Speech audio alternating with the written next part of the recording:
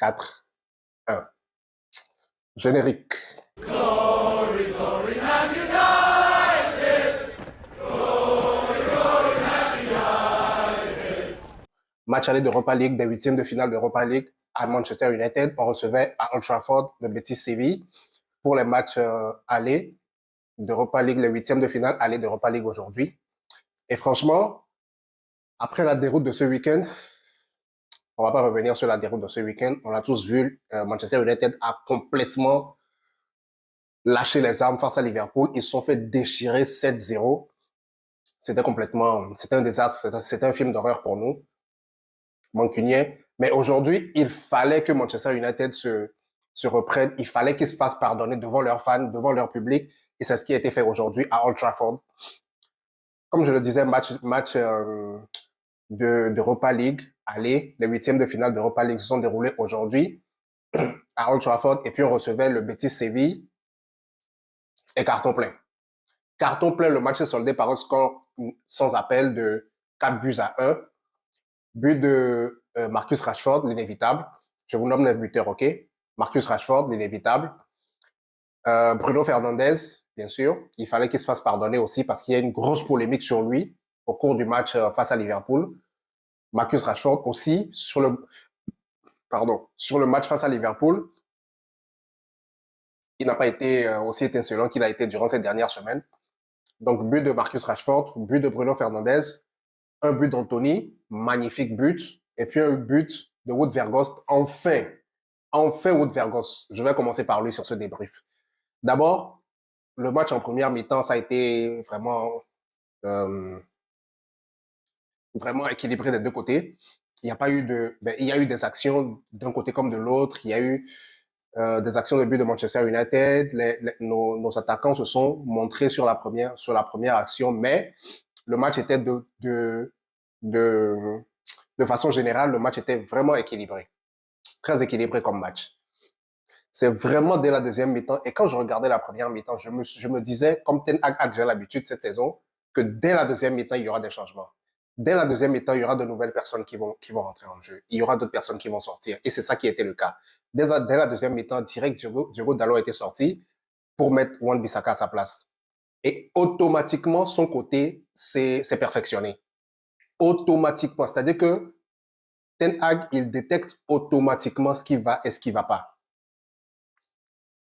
Et son côté s'est perfectionné automatiquement. Et dès la deuxième mi-temps, on a vu un tout autre Manchester United. Pendant l'heure de jeu, Marcus Rashford a été sorti, a été remplacé par Jadon Sancho. Et également, le milieu a été changé où on a eu l'entrée de Fred McTominay, pas Fred, McTominay. Ces deux-là, je les associe toujours, Fred, McTominay. Mais c'est McTominay qui était rentré en jeu. Et automatiquement, dès la deuxième période, les buts ont commencé à pleuvoir. Automatiquement, il n'y a plus de round d'observation. Automatiquement, dès la deuxième période, l'équipe a commencé à jouer, on a commencé à mettre le pied sur le ballon, on a commencé à se gérer en milieu de terrain et en attaque, ça a été plus fluide. Wout Weghorst, on va en parler. Combien de buts il n'a pas raté aujourd'hui? Combien d'actions il n'a pas raté aujourd'hui? Dans le pressing, il est excellent, il n'y a rien à dire. Je l'ai déjà dit dans une autre vidéo ici. Dans le pressing, excellent Wout Weghorst. Il n'y a rien à dire. Il n'y a absolument rien à dire dans le pressing. Dans la participation au jeu, dans le jeu avec le ballon, dans la construction, dans les phases offensives, il n'y a rien à dire sur Wout Weghorst. Mais dans la finition, c'est tout autre chose. C'est un tout autre joueur. On ne comprend pas ce qui se passe, on ne sait pas ce qu'il fait. C'est un tout autre joueur. Il est complètement éclaté à la finition, on va le dire. Mais aujourd'hui, il a mis un but. Après 1000 tentatives, on ne sait pas combien, après 1000 tentatives, il a finalement mis un but qu'il a même fait pleurer sur le terrain. Tellement il était content, tellement il le cherchait depuis des semaines, tellement qu'il le cherchait, il a finalement mis un but en Europa League, en compétition européenne à Old Trafford.